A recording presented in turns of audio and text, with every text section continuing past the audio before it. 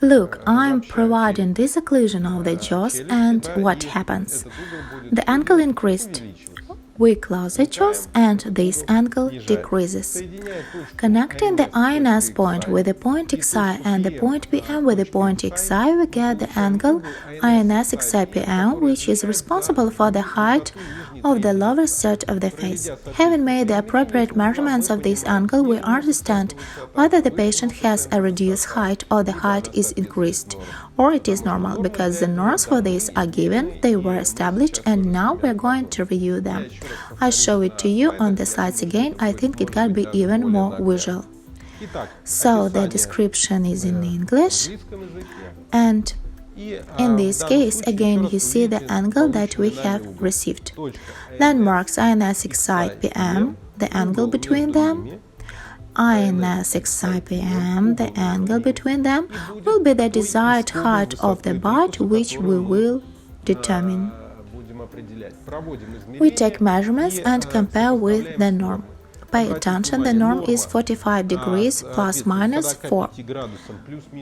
That is, 41 degrees is still the norm, because 45 minus 4 equals 41 degrees. Also, 49 degrees will also be the norm, because 45 plus the interval of 4 degrees, and it turns out in 49 degrees, the norm. Here I specifically cited the data for several authors for several universities that carried out their corresponding measurements of their experimental groups, and we can use them in our work. Let's measure and see. In our cases, the height for the first patient with an open bite was obtained as 59 degrees. For the second case, it is 45 degrees.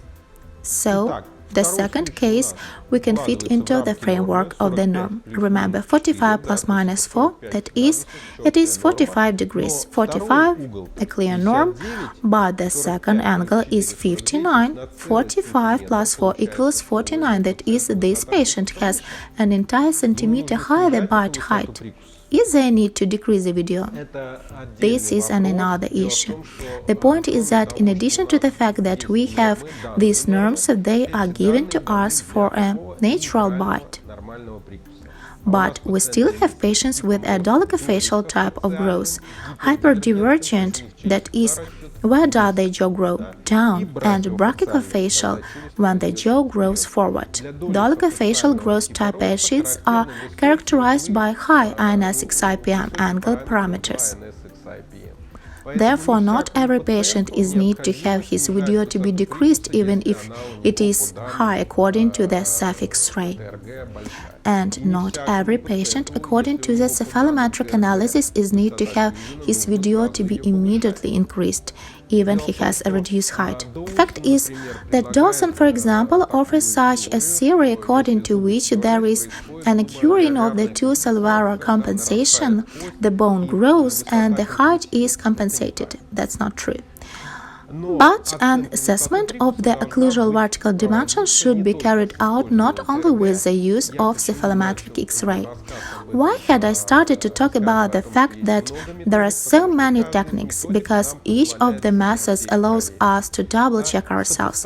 Comparison of different data gives us the opportunity to understand whether we are on the right path or not. And the most important thing in your work when determining the occlusal vertical dimension is a diagnostic wax modeling on which you will see the size of the crowns, the position of the teeth, the ratio of the jaws, etc., and temporary prosthetics.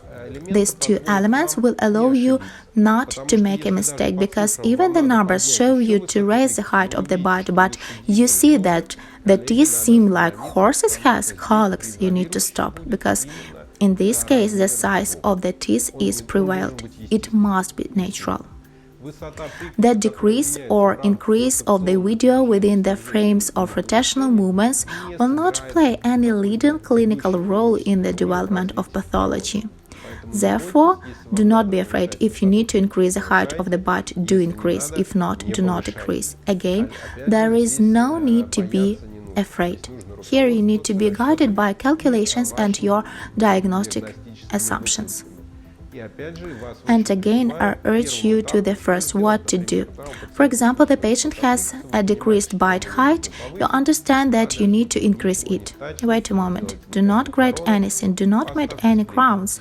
Put the splint within the height you want to do. If the patient is well, your preferential palpation, about which we will also talk in our video reviews.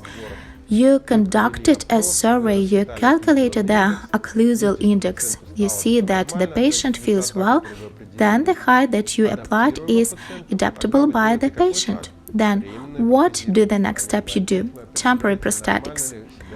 At this stage, you can again determine whether the patient feels normal, whether there is an objective evidence that he is doing well.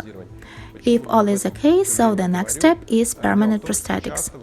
Why do I always talk about this? Because often doctors come to me with a dental technician or with a patient for a consultation and ask, they have already done something, teeth have been grinded, temporary teeth are set, everything is fast, it's beautiful and good, but the patients have complaints. They cannot open mouth, chew, or some other kind of problem. But what do we have there?